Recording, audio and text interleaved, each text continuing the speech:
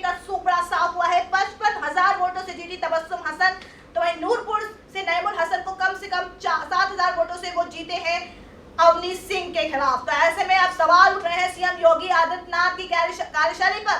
गोरखपुर और फूलपुर के बाद ये अहम मौका था योगी आदित्यनाथ के पास अपनी गलतियों को सुधारने का, लेकिन यहाँ पर भी चारों खाने चित्त हो गए सीएम योगी आदित्यनाथ। अब उनको लेकर पार्टी के नेता स्वर मुखर कर रहे हैं। कई विधायक हैं जो उनके खिलाफ हल्ला बोल रहे हैं। एक ऐसे ही विधायक हैं गोपा मऊ से, जिन्होंने कविता के जरिए सोशल मीडिया पर योगी आदित्यनाथ पर निशाना साधा है। कहा है पीएम मोदी के नाम पर वोट पड़े हैं, काम तो कुछ भी नहीं हुआ है।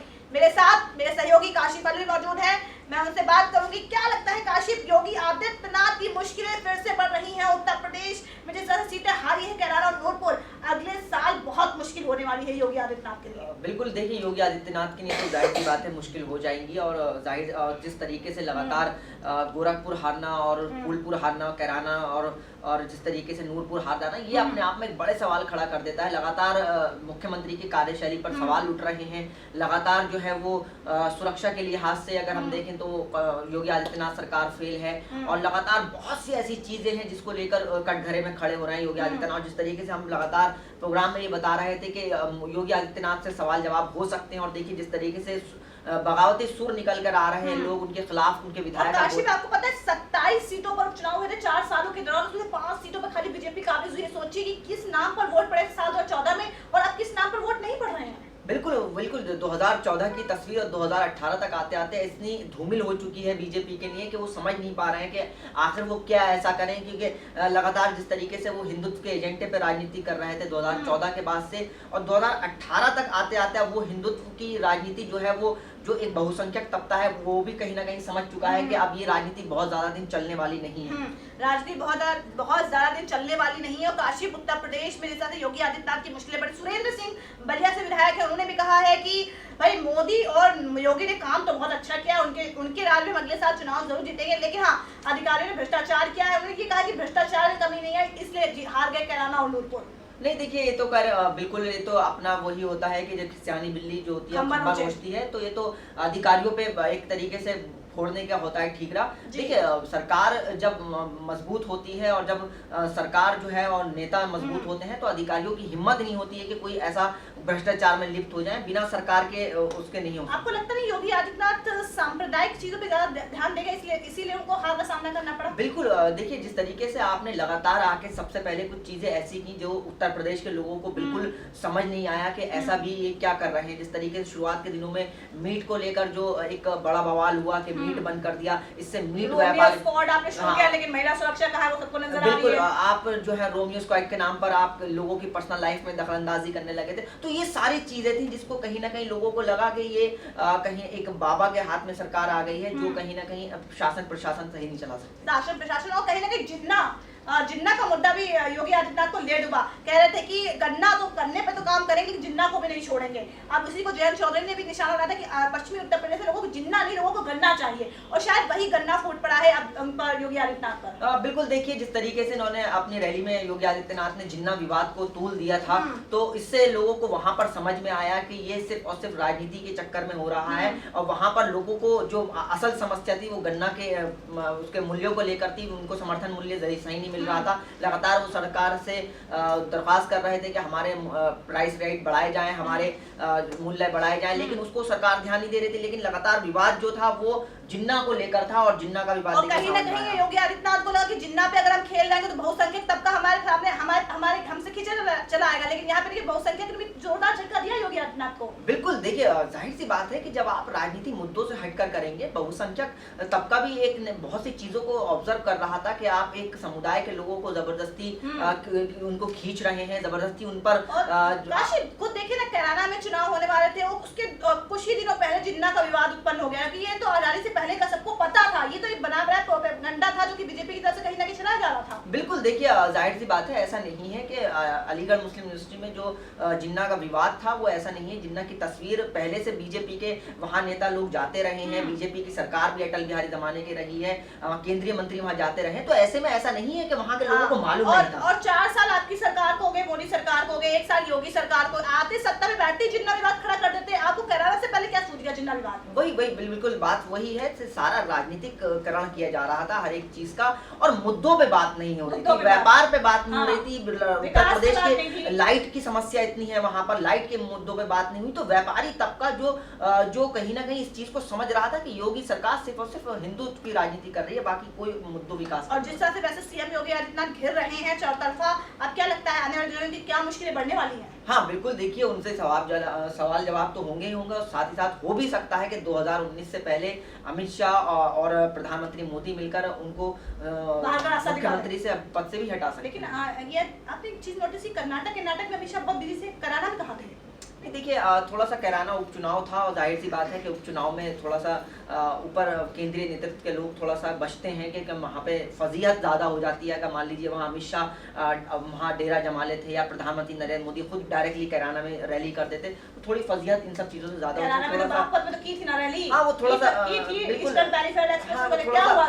बचते नजर आए, थोड़ा सा मोदी उपचुनाव को लेकर फ्रंट पे आ गए, हालांकि वो डिप्लोमेटिक तरीके से हैंडल किया, उतरे तो पीएम मोदी कर दिया भाई। 27 जून था, 27 जुलाई, और वो भी अधूरा हाईवे का निर्माण लोकसभा चुनाव से पहले कर देते। अचानक से आपने कैराना से 28 मई को वोटिंग, 27 मई को लॉन्च कर रहे हैं, किसको समझ में नहीं आ रहा कि आप राजनीति कर रहे हैं बैठ के? बिल्कुल 9 किलोमीटर का उद्घाटन करने के लिए आपने जो है वो पूरा दिन लाखों करोड़ों रुपए का जो है वो खर्च कर दिए। जनता ने हाथ तो बहुत मिलाया पीएम मोदी से, लेकिन कैराना में हाथ छोड़ दिया जनता ने उनका। बिल्कुल कैराना की जनता ने तो सबक सिखा दिया। लेकिन योगी आदित्यनाथ का 1 साल, अभी 4 साल बाकी है उनका, और जिस तरह से उनका परफॉर्मेंस निकल कर सामने आ रहा है, लग रहा है कि उनके आने जो दिन है बहुत गर्दिश भरे हैं।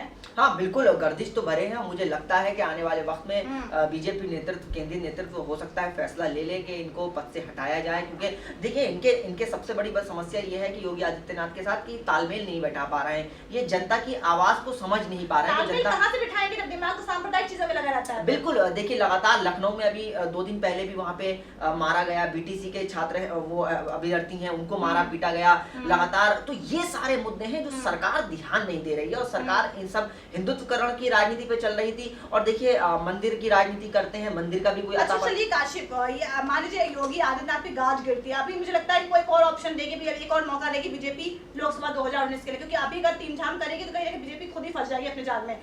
यहाँ पर ऑप्शन भी तो नहीं है योगी आदित्यनाथ के खिलाफ किसी और को मुख्यमंत्री बनाने का। नहीं ऑप्शन तो बीजेपी के पास यूपी के लिए तो बहुत है, यूपी में ऐसे बहुत से चेहरे हैं। नहीं केशव प्रसाद मौर्य भी हैं, और भी बीजेपी के ऐसे सांसद हैं जो बहुत वरिष्ठ हैं और ऐसे अपना क्षमता रखते हैं। तो अगले साल कार्यकाल खत्म हो जाएगा ना? नहीं मुख्यमंत्री बनाया जा सकता है उनको, अगर वो ऐसे बहुत से बीजेपी के उत्तर प्रदेश को लेकर तो बहुत रास्ते खुले हैं योगी आदित्यनाथ के। योगी आदित्यनाथ का ऑप्शन कौन है? देखिए योगी आदित्यनाथ के नजर अभी तो फिलहाल बीजेपी इस तरीके का कोई जाहिर सी बात है कोई नाम तो अभी सामने नहीं आया है, लेकिन हाँ बीजेपी उत्तर प्रदेश की बागडोर हम अब देना उसको ही चाहेगी जो उत्तर प्रदेश को बहुत अच्छे समझता हो, जैसे राजनाथ सिंह जैसे नेता थे जो उत्तर प्रदेश को समझते थे। राजनाथ सिंह तो इस वक्त गृह मंत्रालय संभाल रहे हैं। बिल्कुल राजनाथ सिंह के पास एक अच्छा वो मुख्यमंत्री रहे हैं उत्तर प्रदेश के, उनके पास एक अच्छा अनुभव भी है। हो सकता है कि वो मुख्यमंत्री पद की उनकी कमान दे दी जाए 2019 को देखते हुए, क्योंकि बड़ा राज्य है, 80 लोकसभा सीटें हैं। आपको लगता है कि राजनाथ सिंह गृह मंत्रालय छोड़ देंगे? हाँ बिल्कुल जाहिर सी बात है, गृह मंत्रालय छोड़ना किसी उत्तर प्रदेश किसी राज्य की कमान संभालने से ज्यादा बड़ा है। जाहिर सी बात है उत्तर प्रदेश के कमान हाथ में आ जानी वो भी अपने आप में है, क्योंकि राजनाथ सिंह और योगी आदित्यनाथ से डाइजेस्ट कर पाएंगे। हाँ बिल्कुल डाइजेस्ट करना पड़ेगा, क्योंकि राजनाथ सिंह वरिष्ठ नेता हैं, और राजनाथ सिंह तो बल्कि कतार में भी थे जब योगी आदित्यनाथ का नाम हो रहा था, तो लोग ये सोच रहे थे कि मैंने जानी वाली वेबसाइट पे एक आर्टिकल पढ़ा था, उस पे ये लिखा था कि प्रधानमंत्री नरेंद्र मोदी चाहते ही नहीं थे कि योगी आदित्यनाथ को सीएम बनाया जाए, लेकिन वहाँ पे मोहन आरएसएस आ गया सामने और खुद अमित शाह आ गए, और यही वजह थी कि अगर आज के डेट में, अगर कल के डेट में अगर लोकसभा चुनाव हारती है बीजेपी की 80 सीटें वहाँ पर अगर वहाँ पे वो बहुमत नहीं मिल पाता है, बहुत प्रदर्शन गिरता है, तो कहीं ना कहीं मोदी के हाशिए पर तो आ ही जाएगा योगी। देखिए बिल्कुल सही कहा आपने कि मोदी तो कभी भी नहीं चाहेंगे कि योगी आदित्यनाथ एक बड़ा चेहरा बने, क्योंकि जिस तरीके से योगी आदित्यनाथ को कर्नाटक में ले जाया गया, गुजरात में ले जाया गया, तो कहीं प्रधानमंत्री नरेंद्र मोदी को लग रहा है कि कहीं उनका ऑप्शन जो है योगी आदित्यनाथ ना बन जाए। और जिस तरीके से योगी आदित्यनाथ को पेश कर रही है आरएसएस को, तो कहीं ऐसा ना हो कि योगी मोदी का ऑप्शन भी एक बहुत जरूरी चलिए चाहिए ठीक है, आपने ये बोला कि ऑप्शन ना बन जाए, लेकिन यहाँ पे प्रधानमंत्री नरेंद्र मोदी अगर देश के प्रधानमंत्री बने हैं और अगले साल प्रधानमंत्री बनने का सपना बुन रहे हैं, तो आप गुजरात में जाइए। पहले जब तत्कालीन मुख्यमंत्री हुआ करते थे उन्होंने बहुत अच्छा कार्य किया था, उस बलबूते आज वो प्रधानमंत्री हैं। लेकिन योगी आदित्यनाथ, हाँ वो भी बताओ सांसद, उन्होंने काम बहुत अच्छा किया होगा अपने घर में गोरखपुर में, लेकिन मुख्यमंत्री के तौर पे तो वो मोदी के आगे टिकते ही नहीं है ना फिर तो। हाँ बिल्कुल टिकते तो नहीं है, लेकिन आरएसएस जिस तरीके से, देखिए आरएसएस के साथ सबसे बड़ा है कि वो अपना एक ऑप्शन हमेशा बना के चलता है। काशी पर अगर आरएसएस ऑप्शन बना के चल रही तो यार जनता के हाथ में वोट की ताकत है, ऐसा नहीं कि अगर आरएसएस बना लिया तो योगी आदित्यनाथ के यहाँ ठप्पा लग गया कि भाई भाई बने रहेंगे। हाँ बिल्कुल बिल्कुल, ठप्पा तो नहीं बना लगाया, जाहिर सी बात है जनता ही ठप्पा लगाएगी। लेकिन जो रणनीति जो समझ में यही आ रही है कि प्रधानमंत्री नरेंद्र मोदी, जैसा आपने बताया कि वो नहीं चाहते थे योगी बने, क्योंकि योगी यूपी, हालांकि वो उनको पद दिया गया, आरएसएस ने एक मौका दिया कि आप यूपी संभालिए, आप हमें दिखाइए कैसा काम कर रहे हैं, हालांकि काम उनका जीरो है। किस तरीके से आपका जीरो है? देखिए बिल्कुल उत्तर प्रदेश का जिस तरीके से अभी जिस तरीके से सीटें बीजेपी के हाथ से चली गई, अगर हम बीजेपी की राजनीति के हिसाब से बात करें और जनता के हिसाब से बात करें, तो उत्तर प्रदेश में बहुत से ऐसे काम हैं जो अभी पेंडिंग में पड़े हैं और जनता उनके खिलाफ। एक साल में कैसे आप आंक सकते हैं? योगी सरकार में 4 साल बाकी हैं उनके। नहीं देखिए, बहुत से ऐसे मामलों पे आंका जा सकता है। सबसे पहले तो अगर हम देखें तो पूरे ओवरऑल जिस तरीके से अगर हम सुरक्षा से लिहाज से बात करें, और पश्चिमी उत्तर प्रदेश में ऐसी मिलों के, ऐसी चीनी मिलें बंद हैं जिसको लेकर सरकार वादा करके आई थी कि हम चीनी मिलें खोल देंगे, और ऐसे वो अभी तक बंद पड़ी हैं। बिजली की समस्या बहुत ज़्यादा है, वहाँ बिजली दिल्ली के मुकाबले बिजली 6 गुना महंगी बिजली उत्तर प्रदेश में जा रही है। वहाँ पर 6 रुपए यूनिट, 5 रुपए यूनिट बिजली जा रहा है, और यहाँ पे 2 रुपए यूनिट जा रहा है। अखिलेश का कार्यकाल ही यहाँ पे हमारा मेट्रो की बात हुई, यहाँ पे लखनऊ में जो स्टेडियम बना है उसके बाद विकास अखिलेश यादव का ही नजर आ रहा है। हाँ बिल्कुल, अभी जो सारा है वो हो रहा है, वो सब पुराने ही फीते काटे जा रहे हैं, तो अभी तो कुछ भी नजर नहीं आ रहा है, और फिलहाल विवादों में ज्यादा शुरू से हैं। जी, विवादों में शुरू से कह रहे हैं, सांप्रदायिक चीजें ज्यादा सामने से कहने कि सीएम योगी की कार्यशैली पे सवाल उठ रहे हैं, खुद उनके ही खुद पार्टी के नेता ही उन पर सवाल उठा रहे हैं। काशिफ, अंत में बस एक सवाल की संभावना अगर जता भी ले एसपीएन 9 न्यूज कि चलिए कल के डेट पे हाशिए पे आ जाते हैं सीएम योगी आदित्यनाथ, तो कल को उत्तर प्रदेश का मुख्यमंत्री बन कौन सकता है? राजनाथ सिंह के अलावा और कौन सा चेहरा सकता है? देखिए अभी तो फिलहाल ये कहना मुश्किल होगा कि बीजेपी किसको मौका दे सकती है, लेकिन हाँ उत्तर प्रदेश का ही वो नेता होगा, और उत्तर प्रदेश की जो समझ रखता होगा, उत्तर प्रदेश में उसका एक अच्छा अनुभव रहा होगा, तो मुझे लगता है कि आरएसएस उसको जरूर मौका देगी। आरएसएस, बीजेपी नहीं? हाँ बिल्कुल, मैं बीजेपी से ज्यादा आरएसएस को इसलिए, क्योंकि आरएसएस ही योगी आदित्यनाथ को लेकर आई है, तो हो सकता है कि उनका रिप्लेसमेंट आरएसएस ही करेगा, कि कोई ना कोई आरएसएस कैडर का ही हो सकता है। चलिए, आपने आरएसएस की बात की, सवाल एक और आ गया कि मान लीजिए अगर योगी, मतलब पीएम मोदी, अमित शाह अगर चाह भी योगी को हटा नहीं सकते। हाँ बिल्कुल, अगर मोदी तो नहीं चाहेंगे, मोदी चाहेंगे तो नहीं हटा सकते, लेकिन हाँ अगर अमित शाह और आरएसएस चाहेगी तो योगी आदित्यनाथ आज कल नहीं, आज कैसे आप कह सकते हैं पीएम मोदी से ज्यादा वर्चस्वशाली है अमित शाह और आरएसएस? देखिए बिल्कुल, देखिए ये हम और आप बहुत अच्छे से जानते हैं कि इस वक्त सत्ता जो है वो दिल्ली से न चल के नागपुर से चल रही है, ये हम और आप बहुत अच्छे से समझ रहे हैं। और प्रधानमंत्री नरेंद्र मोदी को भी की ब्रांडिंग करने के लिए, और जितना बड़ा का हाथ आरएसएस का है और उनको लॉन्च करने में आरएसएस का है, मुझे नहीं लगता कि आरएसएस के अलावा कोई इसमें बड़ा। चलिए, ये काशिफ अली की राय थी, और एसपीएन 9 न्यूज की कहीं ना कहीं संभावना है, क्योंकि जिस तरह उत्तर प्रदेश में इस वक्त खाका दिख रहा है, भारतीय जनता पार्टी का बहुत ज्यादा बुरा परफॉर्मेंस है।